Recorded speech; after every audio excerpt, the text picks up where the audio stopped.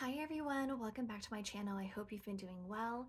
In what can only be described as a Christmas miracle, I actually had time to film another video for the year, so I wanted to go ahead and get this filmed and out to you guys.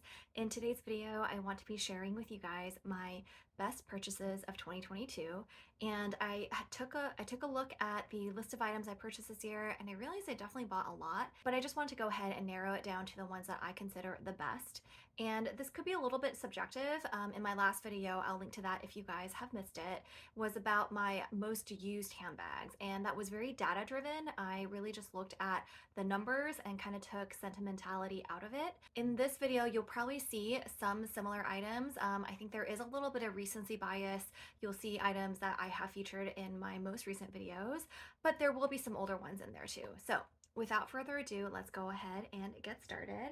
The first item I'm going to start with is my vintage Chanel Diana, and I just picked this up in Japan. I do have this little Samorga handle case on here right now, and it is stuffed, but I will link to this video if you guys missed it. But I love this bag. I have really wanted a vintage Chanel Diana in my collection for the longest time, and when I found this in the condition for the price in Japan with the exchange rate, it was just a no-brainer, and I am so thrilled to have added this to my collection. So this is definitely one of my top purchases of this year for sure. Next, I have a bag that you have seen quite a lot on this channel this year, and this is the Celine box bag in the color Lagoon. This definitely made my top 10 most used handbags of the year, which, especially considering I got it midway through the year, I think says a lot about how much I have gravitated towards this bag. Between the color, the fact that this is old Celine, just everything about it I really love. This has definitely also made the list for the best purchases of this year. Next, I have this Hermes leather tray, and I think this is the small one. They have a much bigger one, but I really like this mini version.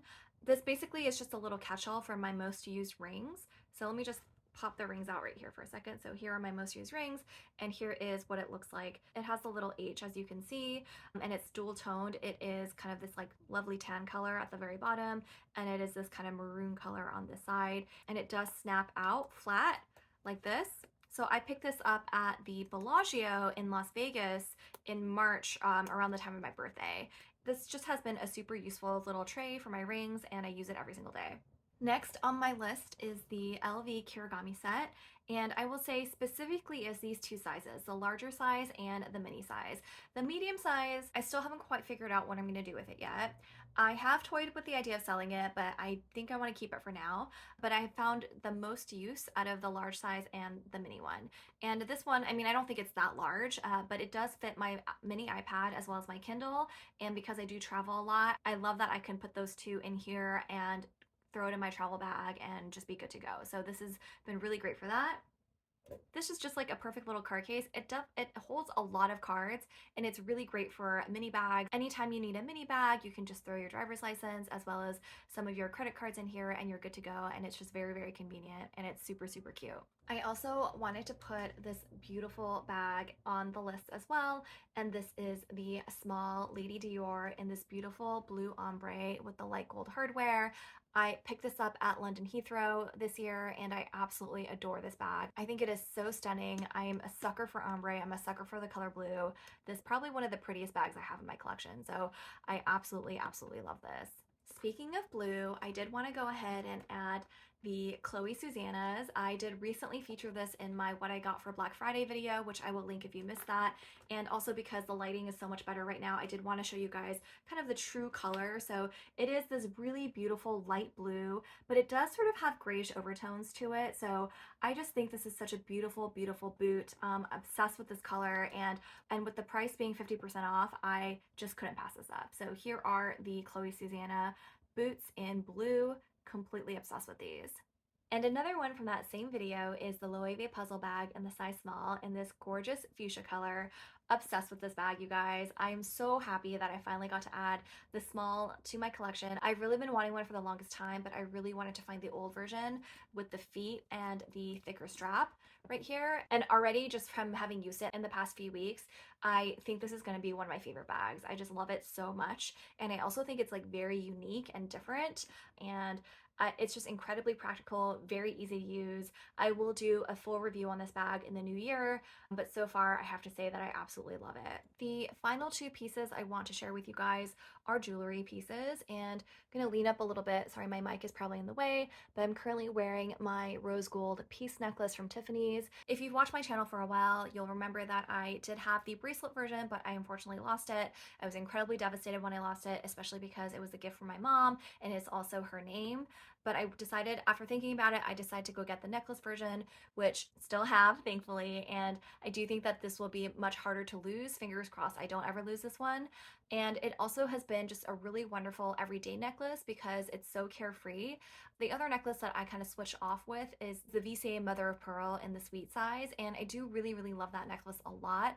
But I will say, because Mother of Pearl is so delicate, I just don't want to wear it on days where I might be sweating or it's going to be raining or anything like that, just to kind of keep it in really good condition. Whereas this one is so much more carefree and I feel comfortable wearing it, rain or shine, or really in any kind of situation. So this has been a great purchase for me this year. And finally, my absolute best purchase of this year is my VCA bracelet in the sweet size and the rose gold.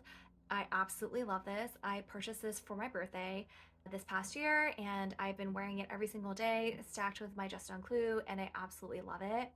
And for the longest time, I really wanted to add a third bracelet, but honestly, now I'm actually not quite sure. I do like the idea of having three in my stack. I think that would look really, really nice. But at the same time, I always wear this diamond ring on my right hand ring finger, and I already feel like that kind of looks like its own stack. Like there are three right here, and I think depending on what the bracelet is, if I were to add a third bracelet, it might start to become like it's a little bit too much. Just for me personally, I've seen other women wear three or four or even five bracelets on their stack and it looks great on them. But for me personally, I just like to keep things a little bit more curated, a little bit more minimal, especially when it comes to accessorizing. And if I already have a designer bag or a designer pair of shoes, like I just don't want to go overboard.